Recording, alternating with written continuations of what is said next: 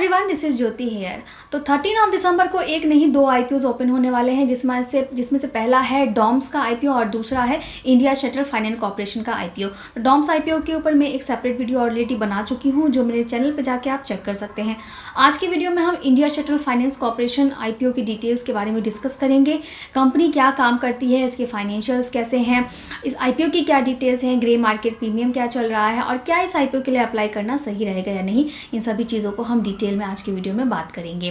लेकिन पहले मैं बता दूं कि एक बार फिर से कई सारे आईपीओ जो है लाइनअप हैं और काफ़ी अच्छे अच्छे आईपीओज भी हैं। तो अगर आप चाहते हैं कि आईपीओ से आपको बेनिफिट मिले और ज़्यादा से ज़्यादा आपको अलॉटमेंट की चांसेस आपकी बढ़ जाएँ, तो जितने मैक्सिमम अकाउंट से आप आईपीओ के लिए अप्लाई करेंगे उतने ज़्यादा आपको चांसेस मिल जाते हैं आईपीओ के अलॉटमेंट होने के। तो आप अपने किसी फ्रेंड फैमिली का मेंबर का अगर डीमैट अकाउंट ओपन कराना चाहते हैं और जितने ज़्यादा अकाउंट से जैसा मैंने आपको बोला कि आप आईपीओ के लिए अप्लाई करेंगे तो आपको आईपीओ मिलने की जो प्रोबेबिलिटी है वो बढ़ जाती है। तो अगर आप डीमैट अकाउंट ओपन कराना चाहते हैं तो उसकी लिंक हमारे डिस्क्रिप्शन बॉक्स में मेंशन है, आप जाके वहाँ से ओपन करा सकते हैं। अगर आपको कुछ हेल्प या गाइडेंस लगता है तो आप हमें कांटेक्ट कर सकते हैं। हमारे वेबसाइट का लिंक और हमारा कांटेक्ट नंबर, हमारे टेलीग्राम चैनल का वहाँ पे लिंक, सब कुछ हमारे डिस्क्रिप्शन बॉक्स में मेंशन है। डेली के अपडेट्स के लिए आप हमसे हमारे टेलीग्राम चैनल पर भी जुड़ सकते हैं।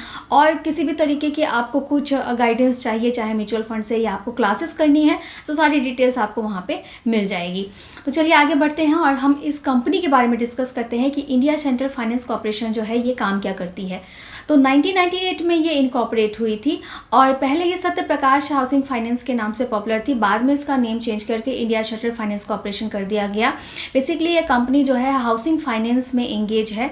तो ये जो है हाउस कंस्ट्रक्शन हो गया, एक्सटेंशन या फिर रिनोवेशन या फिर नया घर खरीदना है, प्लॉट खरीदना है, इन सभी चीज़ों के लिए लोन प्रोवाइड करती है। और इसके अलावा कंपनी प्रॉपर्टी के अगेंस्ट भी लोन प्रोवाइड करती है। तो ये कंपनी का जो है मेन काम है। तो 5 लाख से लेके 50 लाख रुपीज़ तक का जो है कंपनी लोन देती है अप टू 20 ईयर्स तक के लिए। तो अब तक कंपनी जो है 5500 करोड़ लोन जो है वो डिस्पर्स कर चुकी है।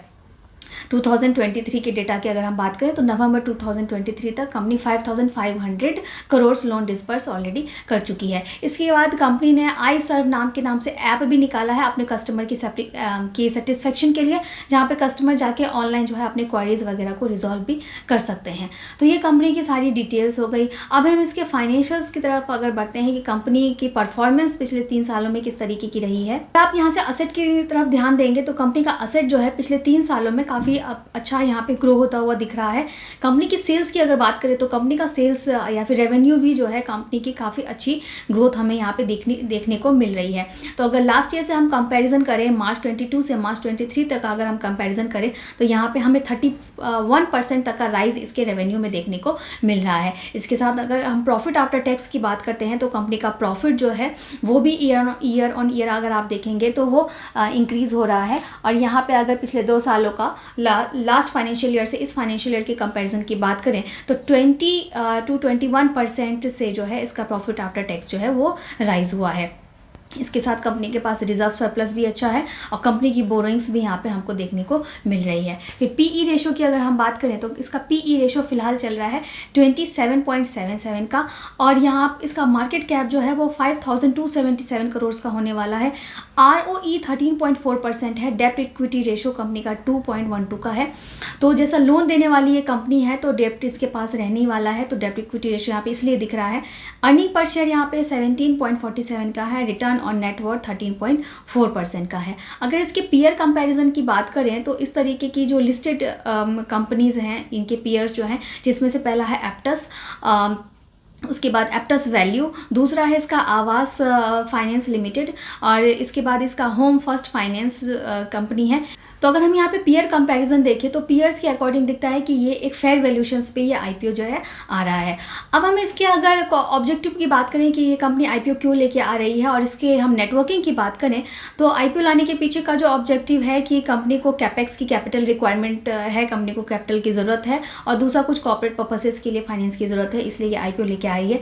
एक्सपेंशन की बात करें तो 15 स्टेट्स में इनके 2003 ब्रांचेस जो है फिलहाल वर्किंग है, तो काफ़ी एक्सपेंडेड इनका नेटवर्क है।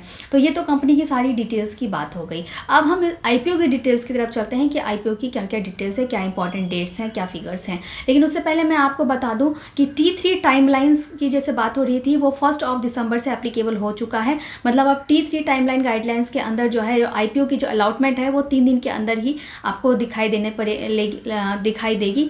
तो अब यहाँ पे जो डॉम्स और इंडिया शेल्टर है, ये फर्स्ट 2 कंपनीज होंगी जो T3 टाइमलाइन रूल रेगुलेशन के अंदर एक्सचेंज पे लिस्ट होने जा रही हैं। अब हम इस IPO की डिटेल्स की बात कर लेते हैं। तो 13 दिसंबर को ये IPO ओपन होने वाला है, 15 दिसंबर को ये क्लोज हो जाएगा। इसकी लिस्टिंग जो है वो 20 दिसंबर को हो जाएगी। देन प्राइस इसका रखा गया है, हायर कट ऑफ पे आपको अप्लाई करना होता है तो 493 का यहाँ पे प्राइस बैंड है। एक लॉट में 30 शेयर्स रहने वाले हैं।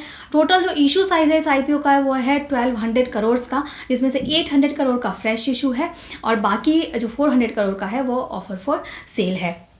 अब इसके ग्रे मार्केट प्रीमियम की अगर बात कर लेते हैं तो ग्रे मार्केट प्रीमियम आज की डेट में इसका चल रहा है 150 का। इस IPO का प्राइस हमने यहाँ पे देखा था कि 493 का है। तो इसके बेसिस पे यहाँ पे 30% तक की लिस्टिंग गेन जो है एक्सपेक्टेड हमको यहाँ पे दिख रही है। तो हो सकता है कि अगर IPO के प्राइस को हम यहाँ पे और जो यहाँ पे ग्रे मार्केट प्रीमियम चल रहा है 150 का, इसके बेसिस पे यहाँ पे 643, 644 के आसपास ये एक्सचेंज पे लिस्ट हो सकती है। तो काफ़ी अच्छा लिस्टिंग गेन हमको देखने को मिल रहा है। इसके साथ हमने जो डॉम्स IPO के बारे में डिस्कस किया है दूसरे वीडियो में, वो भी आप जाके ज़रूर चेक करिए। तो यहाँ पे मैं उसका जिस्ट अगर बताऊँ तो वो भी काफ़ी अच्छा IPO है, काफ़ी बढ़िया वहाँ पे लिस्टिंग गेन 57% तक का लिस्टिंग गेन वहाँ पे भी देखा जा रहा है। तो दोनों ही IPOs बहुत अच्छे हैं, दोनों के लिए आप ज़रूर अप्लाई कर सकते हैं। जितना मैक्सिमम अकाउंट से आप अप्लाई करेंगे उतनी आपके चांसेस बढ़ जाएंगे IPO को अलॉटमेंट की।